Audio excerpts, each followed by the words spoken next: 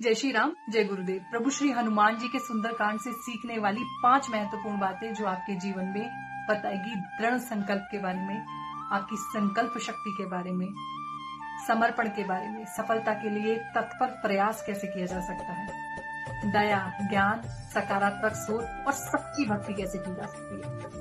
और इस वीडियो में हम ये भी बात करेंगे कि सुंदरकांड के पाठ से आप अपने जीवन में मनोवांछित फलों की प्राप्ति कैसे कर सकते हैं। तो इसलिए आप वीडियो को अंत तक जरूर देखिएगा।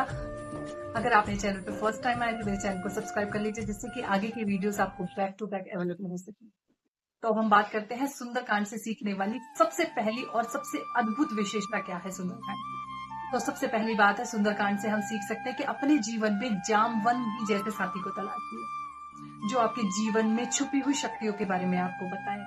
तो इसका कहने का मतलब यह है कि आप अपने जीवन में एक ऐसा व्यक्ति जरूर रखिए जो आपको आपके सही समय पर सही गाइडेंस दे। और दूसरी सबसे प्यारी विशेषता है सुंदरकांड से सीखने वाली कि अपने बल और बुद्धि में सामंजस्य बिठाइए। जैसे सुरसा के सामने हनुमान जी ने बल और बुद्धि दोनों का प्रदर्शन किया।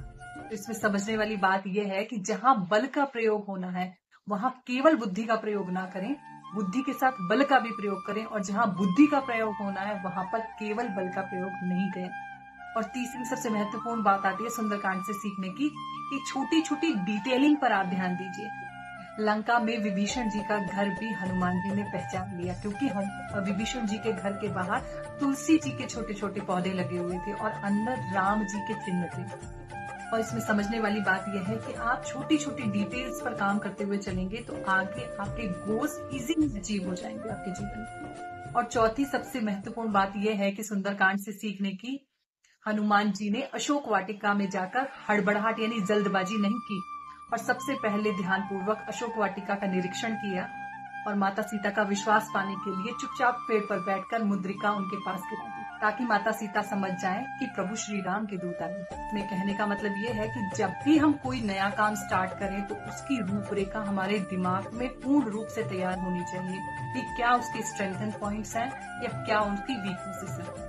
और आखिरी सबसे इम्पोर्टेंट बात जो हम सुंदरकांड से सीख सकते हैं वो ये है, जब सारा कार्य संपन्न करने के बाद श्री राम जी ने हनुमान जी को पुरस्कृत किया तो हनुमान जी ने कहा, प्रभु ये सब आपकी कृपा की वजह से मैं संपन्न कर पाया हूँ, क्योंकि मैं जीवन भर आपके चरण कमलों का ध्यान करता रहा। इन 5 बातों से हमें ये शिक्षा मिलती है कि जीवन में कैसी भी परिस्थिति हो, उस सर्वशक्तिमान पर आप अपना भरोसा हमेशा बनाएं। और जो मैंने स्टार्टिंग में बोला था कि आप सुंदरकांड के द्वारा अपने मनोवांछित फलों की प्राप्ति कैसे कर सकते हैं, तो वो तरीका ये है, अगर आप सुंदरकांड का पाठ रात में 9 बजे के बाद करते हैं और वो 49 डेज यानी 49 दिनों तक कंटिन्यूअसली करते हैं, तो जीवन में ऐसी कोई भी समस्या नहीं है जिसका समाधान हनुमान जी ना कर सके। तो इसमें बिल्कुल भी संदेह नहीं है कि जीवन में ऐसा कोई भी काम नहीं है जो सुंदरकांड के प्रभाव से न किया जा सके।